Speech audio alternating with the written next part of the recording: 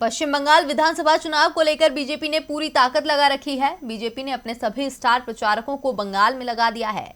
Party के पूर्व अध्यक्ष और केंद्रीय गृह मंत्री अमित शाह अभी 2 दिन पहले ही बंगाल का दौरा करके वापस लौटे हैं और अब एक बार फिर उनके बंगाल आने का कार्यक्रम तय हो गया है।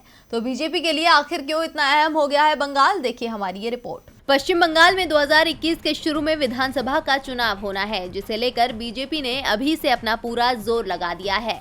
बीजेपी के निशाने पर राज्य की टीएमसी सरकार है। टीएमसी की ओर से जहां ममता बनर्जी लगातार केंद्र और भाजपा पर निशाना साध रही हैं, तो बीजेपी की ओर से खुद अमित शाह ने कमान संभाल रखी है, जिसके साथ ही बीजेपी के बड़े बड़े नेता लगातार बंगाल का दौरा कर रहे हैं। इसी महीने बीजेपी अध्यक्ष जेपी नड्डा और गृह मंत्री अमित शाह ने बंगाल का दौरा किया था।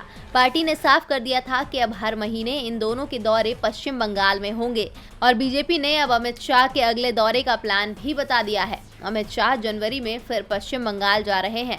12 जनवरी को गृह मंत्री अमित शाह की हावड़ा में एक जनसभा होगी।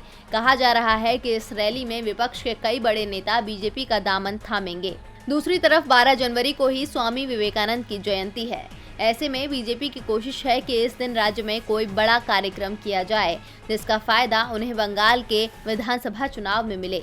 सिर्फ स्वामी विवेकानंद ही नहीं, बल्कि बीजेपी की ओर से इस बार नेताजी सुभाष चंद्र बोस की जयंती पर भी बड़ा कार्यक्रम करने का प्लान है, जिसमें बीजेपी बंगाल के युवाओं को साधने की कोशिश करेगी। अमित शाह ने इसी हफ्ते शनिवार को पश्चिम बंगाल के 2 शहरों का दौरा किया था। इस दौरान उन्होंने कई जगहों की यात्रा की, किसान के घर खाना खाया, रोड शो और रैली को भी संबोधित किया। डीवी लाइव की रिपोर्ट।